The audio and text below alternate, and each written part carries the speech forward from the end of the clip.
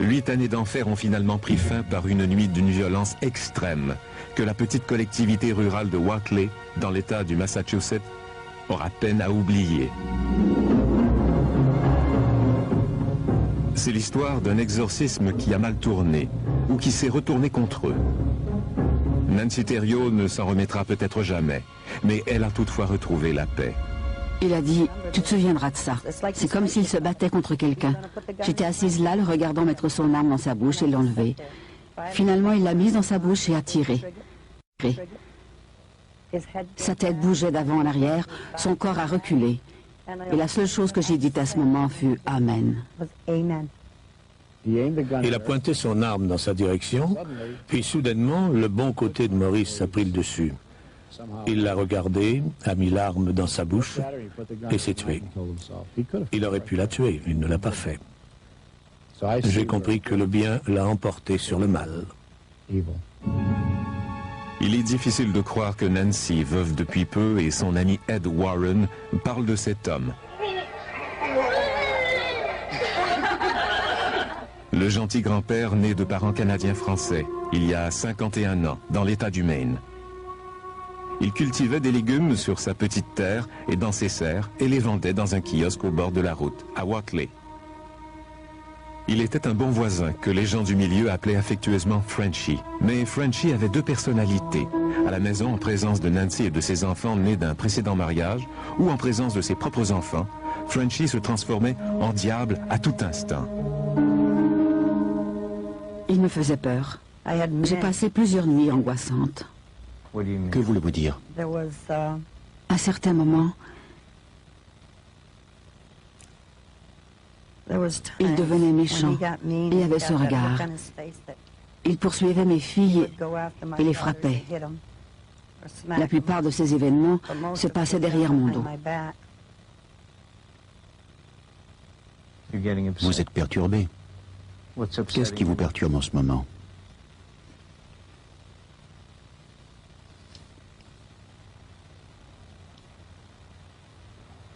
Voulez-vous que nous arrêtions quelques instants? Non. Ce qui est arrivé à mes enfants, ce qu'ils ont enduré pendant cela, ce que nous avons souffert. Bien que la capacité de Maurice Thériault à devenir violent à tout moment ait été terrifiante pour tous ceux qui l'entouraient, c'est la source de sa violence qui attira Ed et Lorraine Warren chez les Thériault. Il était habité par un esprit maléfique, peut-être même par plusieurs esprits. Pendant plusieurs années, les Warren ont assisté à des exorcismes et les ont enregistrés. Ils ont été appelés par un prêtre catholique après que Nancy ait demandé de l'aide pour maîtriser les comportements de Maurice. Quel phénomène? Des sons, du sang qui coulait de ses yeux, sans cause naturelle. Des croix apparaissaient sur son corps. On a appelé la police. Les policiers de la région ont trouvé Maurice étendu sur le plancher de la salle de bain.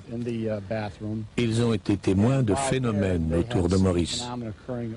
Le sang qui coulait de la bouche et des yeux. Des messages écrits en français apparaissaient dans son dos.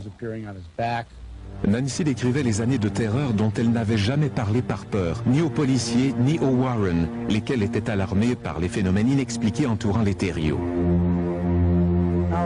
Soudain, en me retournant, j'ai vu ce truc voler. Un madrier a traversé la serre et l'a frappé si fort à la tête qu'il est tombé. Nancy Thériault parle des étranges phénomènes qui se répétaient sans cesse. Entre les faits surnaturels évidents, il y avait toujours la violence de Maurice. Il les menaçait, il les frappait, il crachait. Il parlait constamment de suicide et de meurtre. Pourquoi ne l'avez-vous pas quitté? Parce qu'il nous menaçait sans arrêt. Il nous interdisait de le quitter. Et nous ne l'avons jamais dit aux Warren. Il nous interdisait de parler. Il disait que si les enfants, mes enfants parlaient et essayaient de nous séparer, il en tuerait un, ou il arriverait quelque chose à l'un d'eux. Finalement, on a pris une décision. L'évêque Robert McKenna, un ami du prêtre qui avait parlé du cas de Maurice Thériault Warren, a décidé qu'un exorcisme formel était la seule façon d'éviter une tragédie. On appelle cela le rituel du démon. C'est le rituel extrême en matière d'exorcisme en ce qui concerne le catholicisme. Il s'est préparé et est allé chez les Thériault. Cet exorcisme est le premier rituel du genre à être enregistré sur bande vidéo. Une bande vidéo qui montre la transformation du visage de Maurice, pendant que l'évêque psalmodie pour chasser le démon. Nancy Thériault assistait à l'exorcisme. Pendant son exorcisme, il a tourné la tête et j'ai vu son visage changer. J'ai vu une expression démoniaque sur son visage. Comme le démontre la bande vidéo, quelque chose d'autre allait changer sur le visage de Maurice. Tandis que l'évêque McKenna l'exorcisait, la peau de Thériault semblait dégager des bulles. Une profonde fente s'est ouverte sur son front. Je voyais des parties de son visage qui semblaient brûler. Une fente sur le côté gauche de son visage s'ouvrait. Il a cligné des yeux 3 fois, ce que nous considérons comme une insulte à la Trinité. Il avait les yeux d'un serpent. Tout à coup, ses yeux ont roulé. Sa tête est tombée et il s'est effondré. Il est revenu à lui après quelques minutes.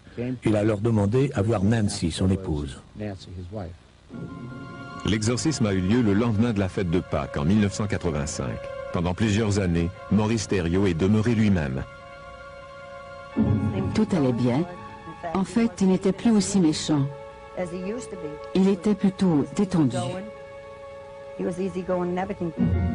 Il y a environ un an, Ed Warren a reçu un appel inquiétant de Nancy Thériault. Elle a dit, « Ed, je dois te parler. » Maurice redevient bizarre.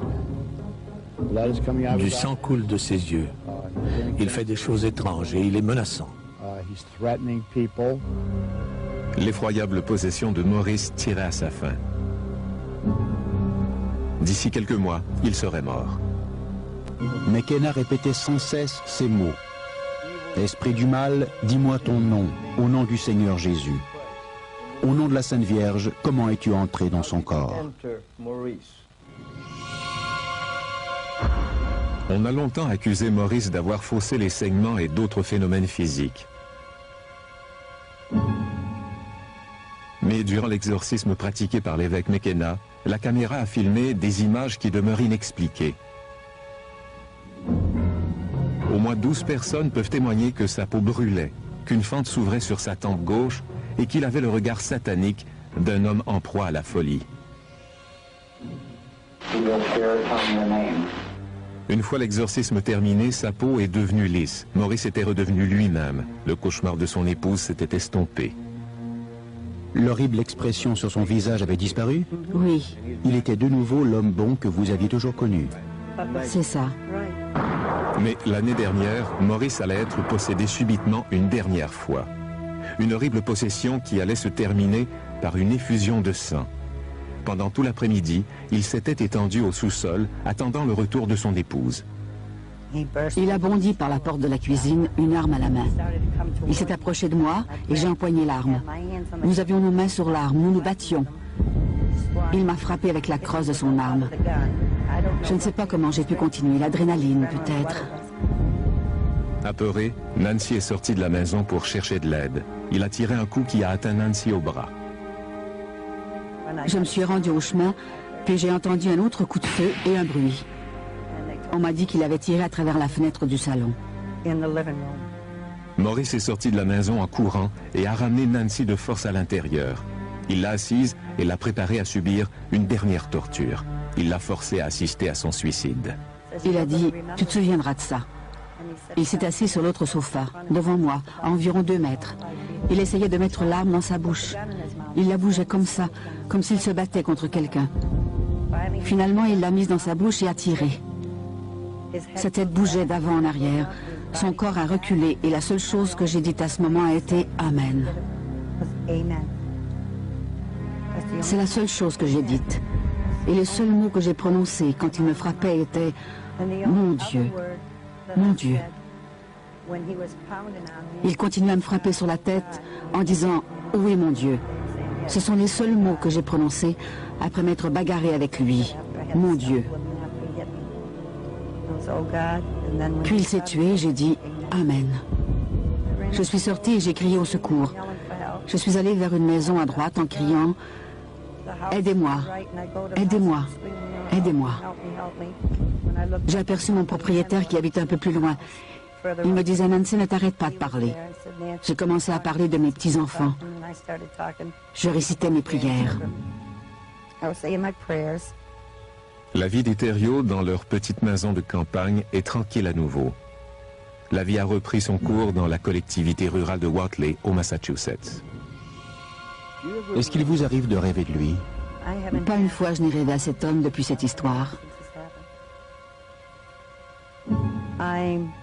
Je regrette qu'il soit mort. Je veux dire que je ne souhaitais pas sa mort. Je voulais seulement qu'il me laisse tranquille. Je suis heureuse qu'il ne soit plus là.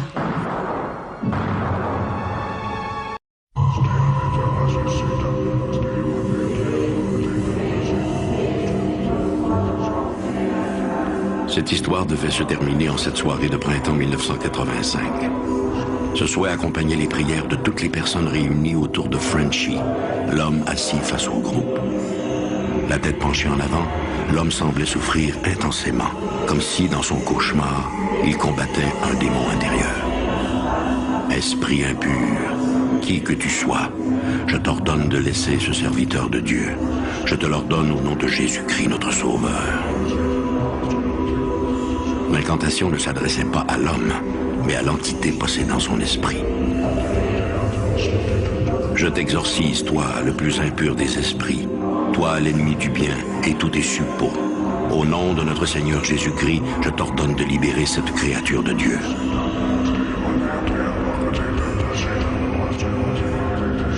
Mis à part le policier qui filmait l'étrange rituel, l'assemblée, motivée par la peur, priait maintenant avec ardeur.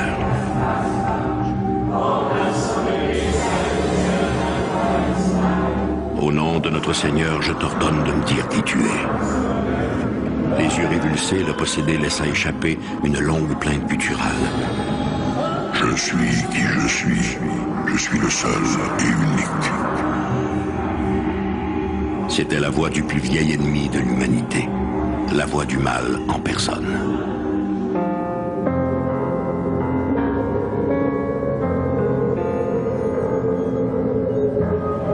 Maurice Thériault voit le jour en 1935. Il est le premier-né de Emelda et Maxime Thériault, un couple d'agriculteurs de Sainte-Agathe au Québec. Le jeune Maurice n'a pas encore 10 ans lorsque ses parents décident d'aller s'installer à Fort Kent, dans le Maine, aux États-Unis. Ces années d'après-guerre sont difficiles et le gamin doit travailler de longues heures au champ pour aider son père. Il travaillait sur la ferme avec son père dans le Maine.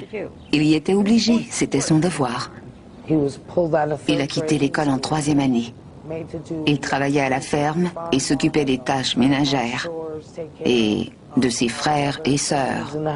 Maurice was a normal kid to a certain extent. Jusqu'à un certain point, Maurice était un enfant normal, jusqu'à l'âge de 8 ou 9 ans.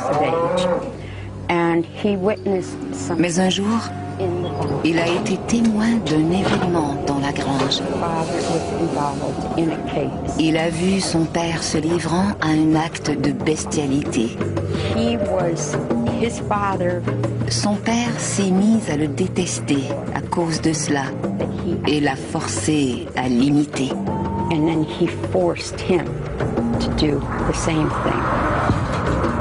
À Fort Kent, les abus de Maxime Thériault, et en particulier à l'endroit de son jeune fils Maurice, sont notoires. Comme dans bien des cas d'abus, la communauté préfère fermer les yeux. Sans aucun soutien, le gamin, laissé à son triste sort, ne peut que rêver du jour où il pourra s'affranchir de son père brutal.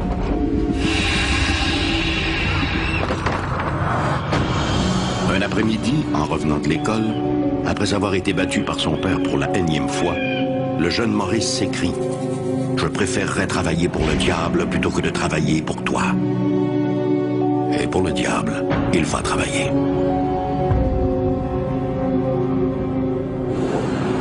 À 21 ans, le jour même de sa majorité, il quitte le foyer familial sans prévenir personne. Maurice prend un billet d'autobus pour New Britain, au Connecticut. C'est là qu'il tombe amoureux de Patricia Ann O'Brien. Hélas, l'union ne dure pas. Avant son mariage, alors qu'il était encore très jeune, nous n'avons pas été en mesure de documenter ses comportements bizarres. Parfois, Maurice entre dans des transes qui le métamorphosent. Il devient violent. Et à au moins 2 occasions, des événements surnaturels inexplicables accompagnent ces crises.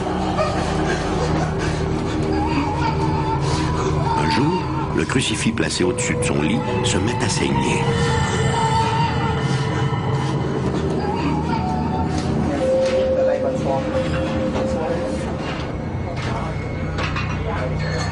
Au moins à une autre occasion, des témoins jurent avoir vu Maurice Thériault à 2 endroits différents en même temps. Des incidents très étranges se sont produits, comme la bilocation, cette faculté d'être à 2 endroits à la fois. La bilocation peut être possible soit par l'intervention du divin, comme dans le cas de Padre Pio qui a vécu à notre époque, soit par le malin, comme dans le cas de Maurice. Ces phénomènes effraient Patricia, qui préfère le divorce à cette menace. Maurice est de nouveau livré à lui-même. Peu après, il fait la rencontre d'une autre femme, Tina. Cette nouvelle union dans la vie de Maurice Thériault, surnommée Frenchie à cause de son accent, ne durera pas non plus. Maurice était un homme bon, lorsque Maurice était Maurice. Par contre, lorsqu'il était sous cette influence diabolique, il faisait preuve de pouvoir très étrange. Quasi illettré, Maurice va de petit boulot en petit boulot. Mais ce n'est pas autant la pauvreté qui ruine son existence que ces étranges événements qui se multiplient dans son quotidien.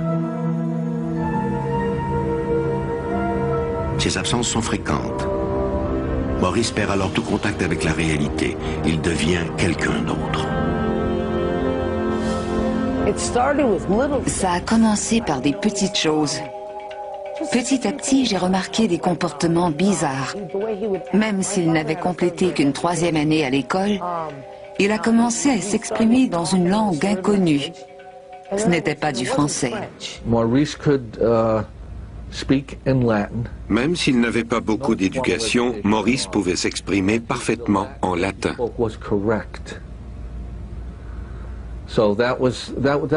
Rares sont les gens qui peuvent parler une langue morte, et encore moins faire référence à des citations religieuses très précises.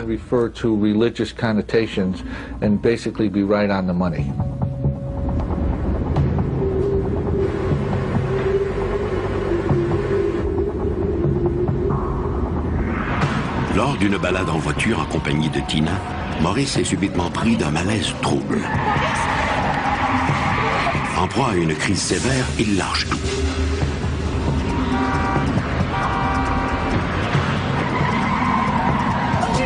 Tina voit distinctement le volant et l'accélérateur réagir comme si quelqu'un conduisait la voiture. Les tentatives désespérées de Tina pour sortir son mari de sa torpeur demeurent vaines. Tina a la conviction qu'une entité invisible a pris le contrôle de la voiture et qu'elle veut les tuer. Craignant pour la vie de ses jeunes enfants et pour sa propre sécurité, elle met un terme à leur vie commune.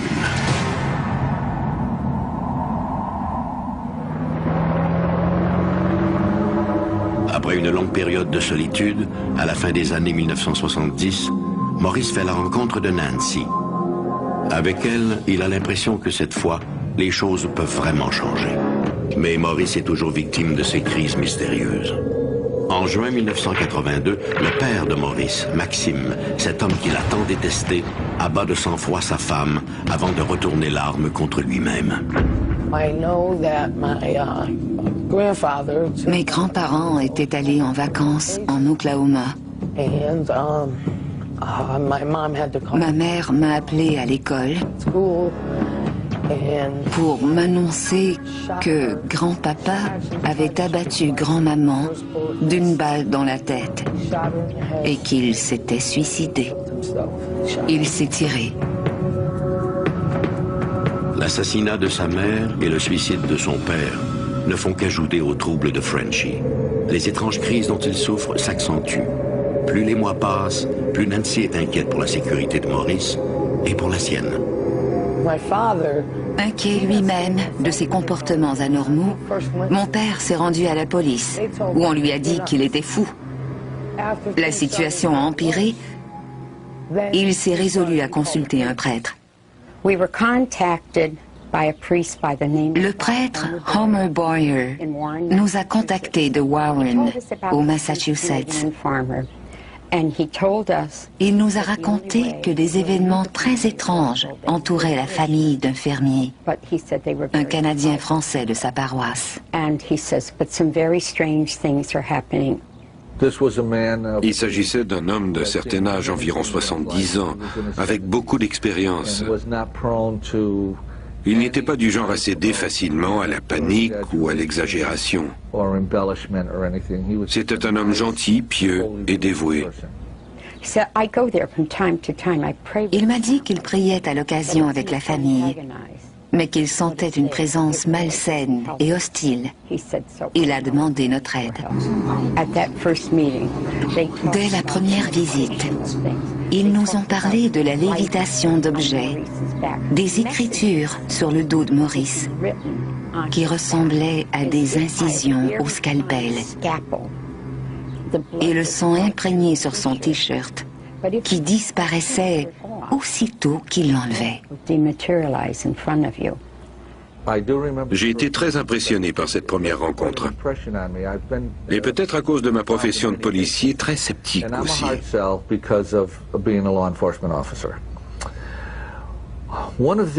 On dit que l'un des premiers symptômes de la possession est l'expression d'une force décuplée.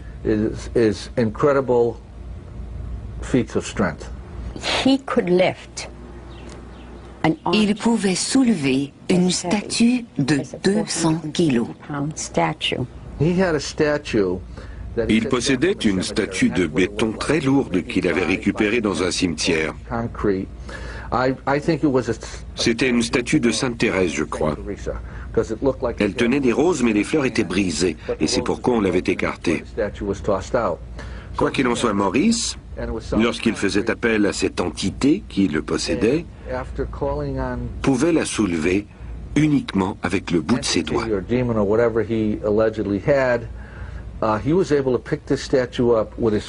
C'était incroyable. Malgré ma stature d'1,90 m et mes 100 kilos, et à l'époque j'étais en excellente forme, je n'arrivais à la déplacer que de peine et de misère.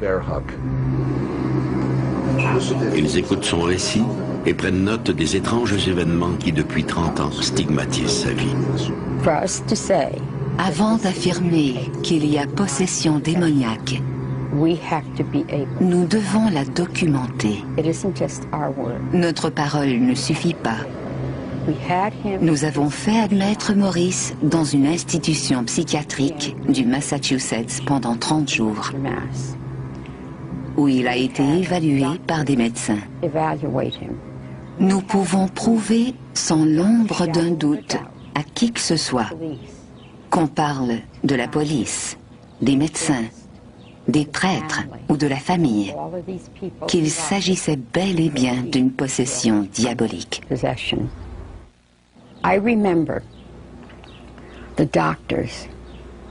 Lors d'une rencontre avec les médecins,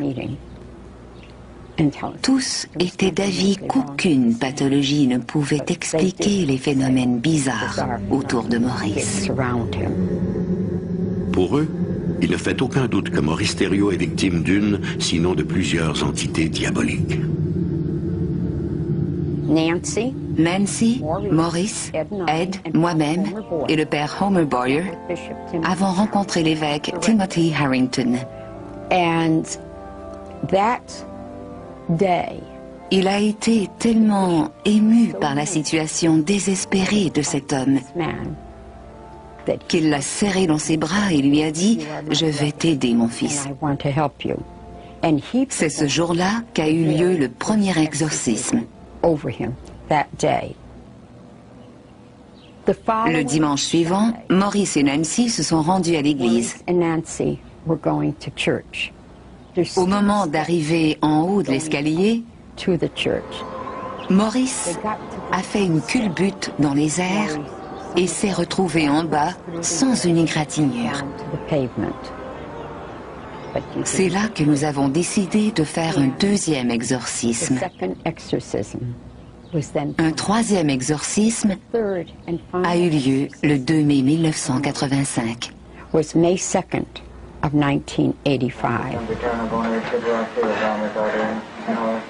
Le groupe des gens en prière est réuni autour de Frenchy dans la modeste demeure de Warren, au Massachusetts.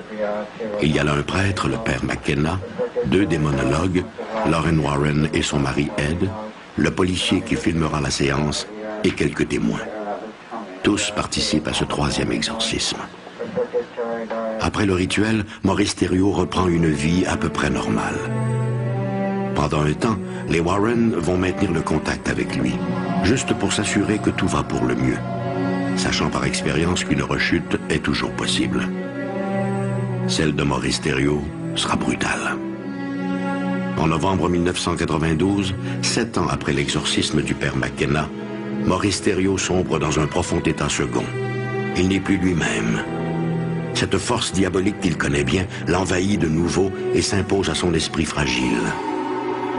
Au soir du 4 novembre, il appelle l'une de ses filles, Melinda, et lui demande pardon. Il m'a rendu visite. Suite à une querelle, Nancy avait obtenu un mandat contre lui, qui l'obligeait à se tenir loin d'elle. Il m'a demandé de prendre un dernier verre. J'ai refusé car je ne bois pas. Il était bizarre. Ce n'était pas un homme affectueux, mais ce jour-là, il l'était.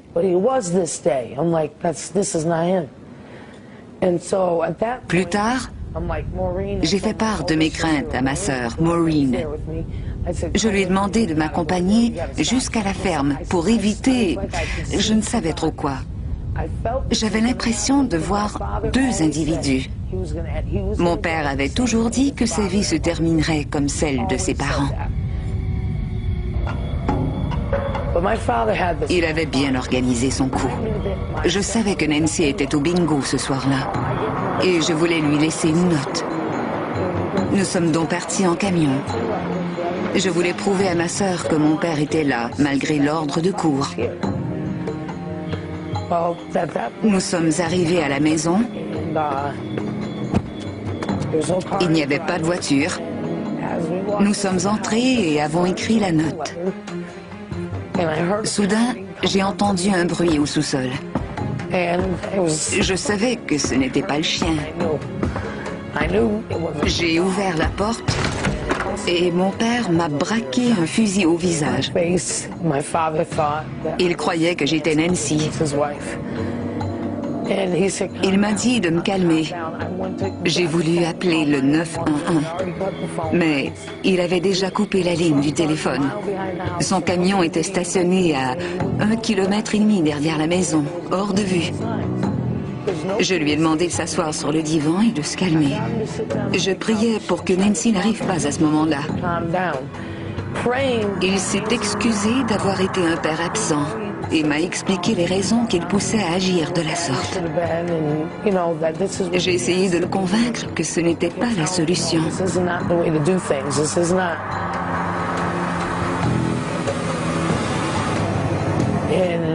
Tout à coup, Nancy est arrivée. Il était enragé.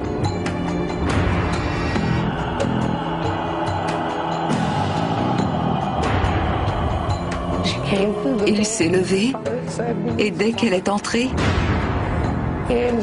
il l'a braquée et lui disant qu'il voulait lui parler. Mais elle a refusé et insistait pour qu'il parte. Il lui a alors tiré l'un bras. Il l'a traîné dans la maison.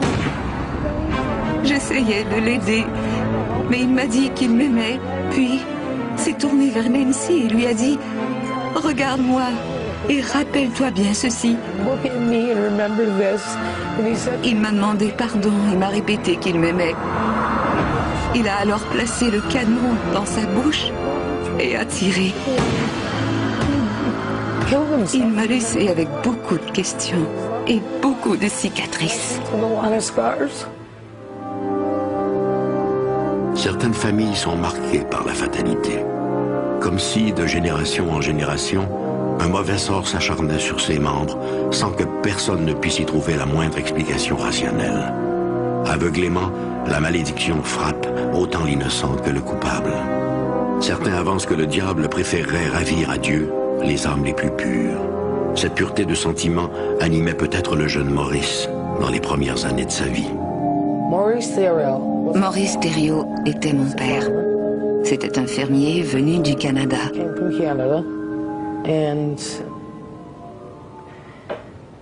Il a vécu une situation difficile.